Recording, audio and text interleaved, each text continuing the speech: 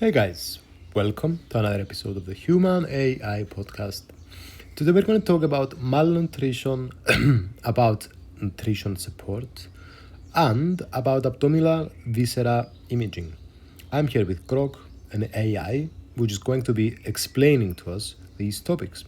Please take everything that AI says with a pinch of salt. Do proper science, cross reference everything you hear, and I nevertheless hope you find this enjoyable and valuable. Um, with that being said, Grog, let's start with malnutrition. So tell me the definition.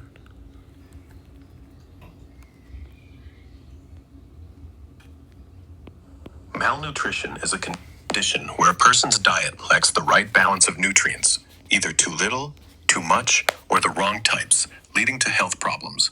It can show up as undernutrition, like starvation or deficiencies in vitamins and minerals, or overnutrition, like obesity from excess calories. Want me to dive into causes or effects next? I see. That makes sense. And so tell us some statistics, for instance. Maybe maybe continents like in Europe, what's going on in South America, etc., etc. And yeah, let's get it to it from there.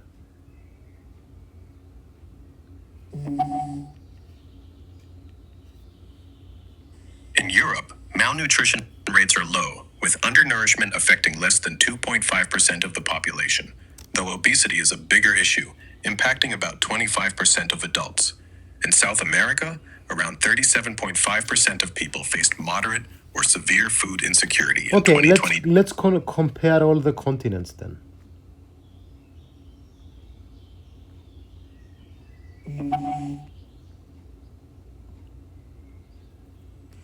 All right, here's a quick rundown on malnutrition stats across continents, focusing on undernourishment and key issues like stunting or obesity for 2022, or the most recent data available.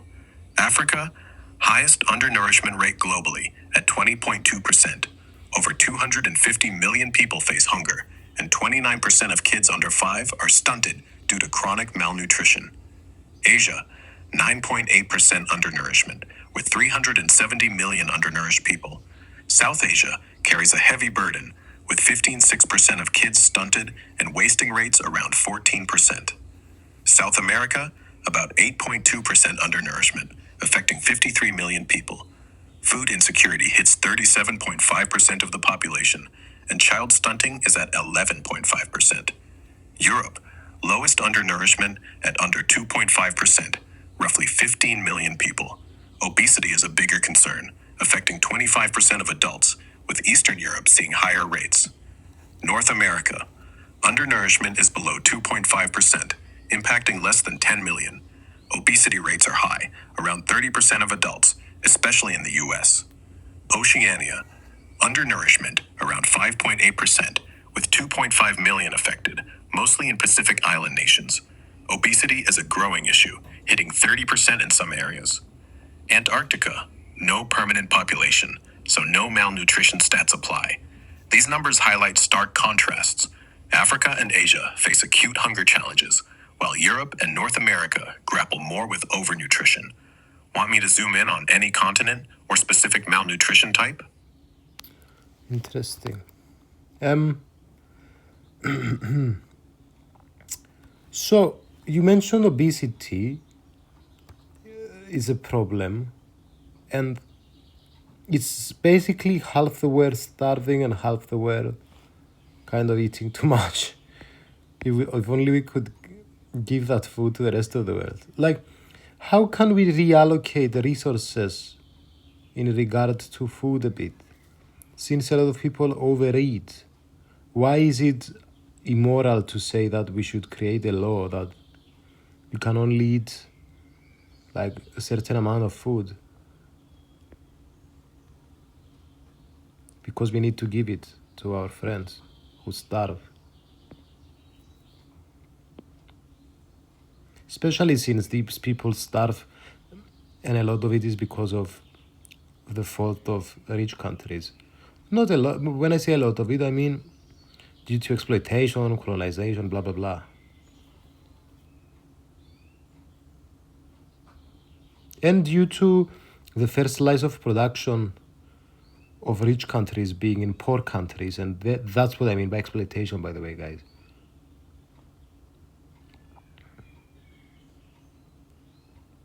The idea of reallocating food resources to address global malnutrition is a noble one, but it's a tangled web when you dig into it.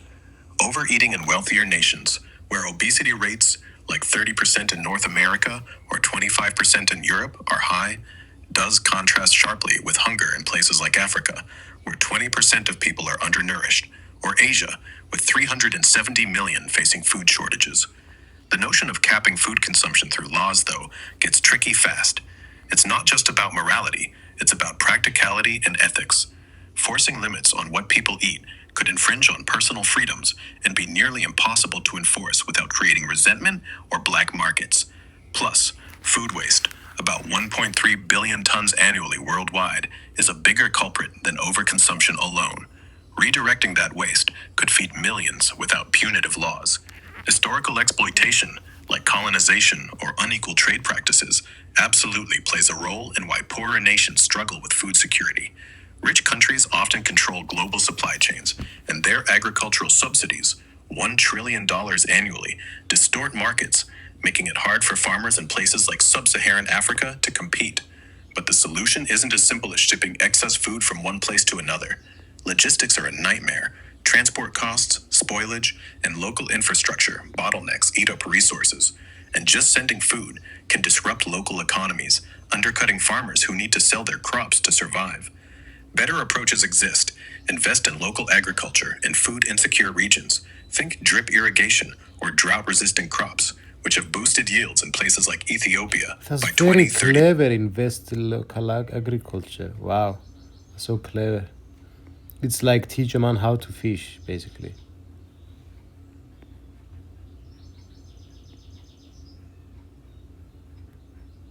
Exactly. It's all about teaching people to fish instead of just handing out fish.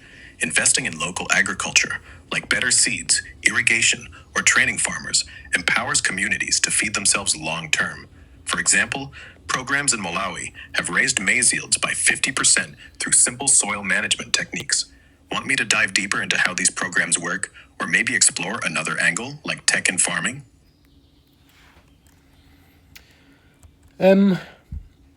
Let's talk a bit about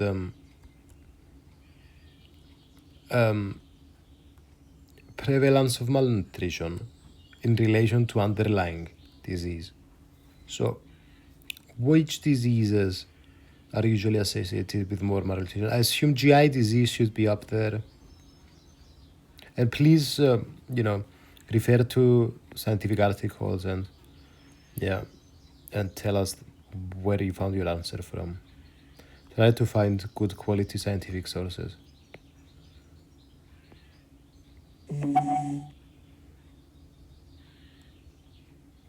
Malnutrition is often linked to underlying diseases, with gastrointestinal (GI) conditions indeed being major players due to their impact on nutrient absorption and digestion.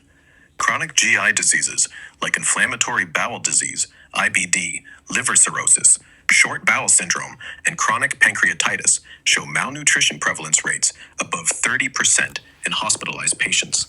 For example, a 2024 study in Frontiers in Nutrition used machine learning to confirm high malnutrition rates in these conditions, noting that the GLIM, Global Leadership Initiative on Malnutrition, criteria effectively identify at-risk patients but often miss subtle cases.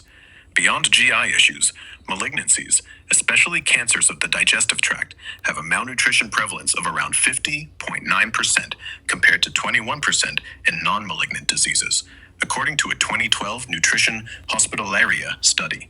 Chronic heart failure and benign lung diseases also show rates above 30% as nutrient demands outstrip intake or absorption. Severe chronic liver disease, HIV/AIDS, and chronic obstructive pulmonary disease, COPD, are also heavily associated. with malnutrition impairing immune function and worsening outcomes, per a 2020 Frontiers in Nutrition review. Infections like pneumonia and diarrheal diseases, particularly in children, form a vicious cycle with malnutrition, with 58% of diarrheal deaths tied to poor nutrition, as noted in a PMC article on pediatric infections. These stats highlight how diseases that disrupt metabolism, immunity, or digestion amplify malnutrition risk. Want me to zoom in on any specific disease or study for more details? I want to ask you about the mechanisms of malnutrition. Maybe it's inadequate intake, but maybe it's impaired nutrient digestion and processing. What other methods do we have? Excess losses.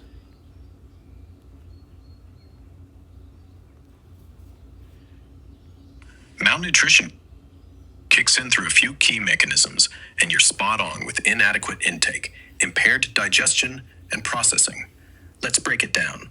First, inadequate intake is huge. Think starvation, poverty, or restricted diets where people just don't get enough calories or nutrients. This is common in regions like sub-Saharan Africa, where 20% of folks are undernourished due to food scarcity. Next, impaired digestion and absorption happens when diseases like inflammatory bowel disease or celiac mess with the gut's ability to process nutrients. Studies in Frontiers in Nutrition 2024 show up to 30% malnutrition rates in these cases. Then, excess losses are a big player. Conditions like chronic diarrhea, vomiting, or burns cause nutrient depletion faster than you can replenish.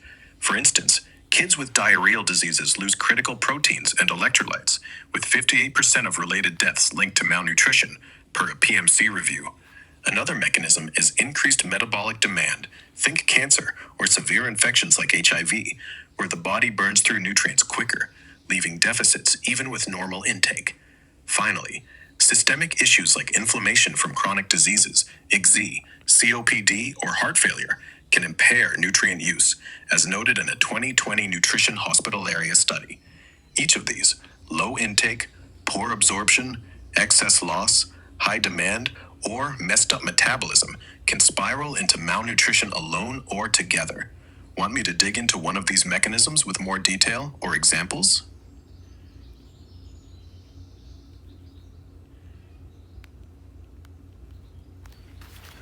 No, that was good. You can answer shorter and just, answer with the least amount of words that allows you to get your point across using your words effectively and efficiently. Okay, let's talk about dysfunction of the stomach, intestines, pancreas, liver. Let's talk about impaired nutrient digestion. So, can I ask you, with excess losses, for instance, this might be due to vomiting, might be due to NG tube drainage, might be due to diarrhea. It might also be to fistula. Explain to us what fistula is. And you mentioned cancer, but maybe we have increased metabolic demands for other reasons. Maybe it's brain injury, maybe it's burns, maybe it's wounds, maybe it's inflammation. Explain this to us. I'm always really hungry. Is it because, why do you think it is? Maybe I have increased metabolic demands. Maybe I have some kind of altered requirement. Well, I am ADHD. I don't know if that plays a role.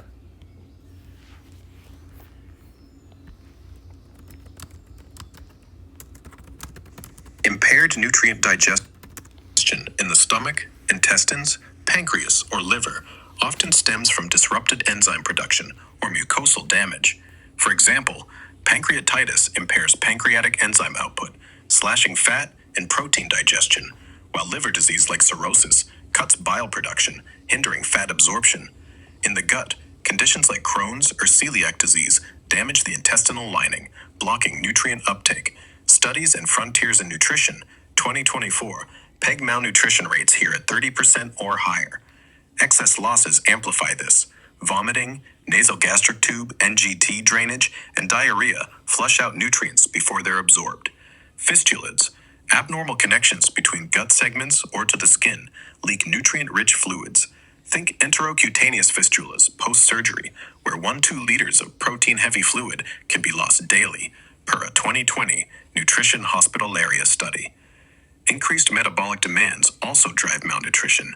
Burns, brain injuries, or chronic wounds ramp up calorie needs.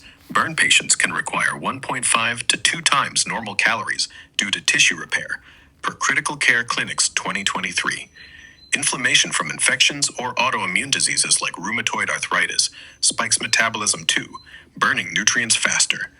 Cancer's a big one, but so are trauma and sepsis. Your constant hunger could tie to increased metabolic demands, especially with ADHD, which can elevate energy expenditure via restlessness or hyperfocus. Some Journal of Attention Disorders studies, 2021, suggest ADHD folks burn 10-15% more calories daily. An ulcer's possible, but less likely without pain or GI symptoms. Check with a doc to rule out hyperthyroidism or malabsorption. Want me to focus on fistulas or another angle here?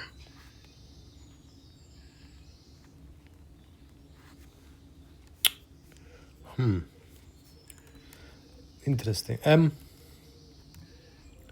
Let's talk a bit about starvation, since we're in the topic of malnutrition.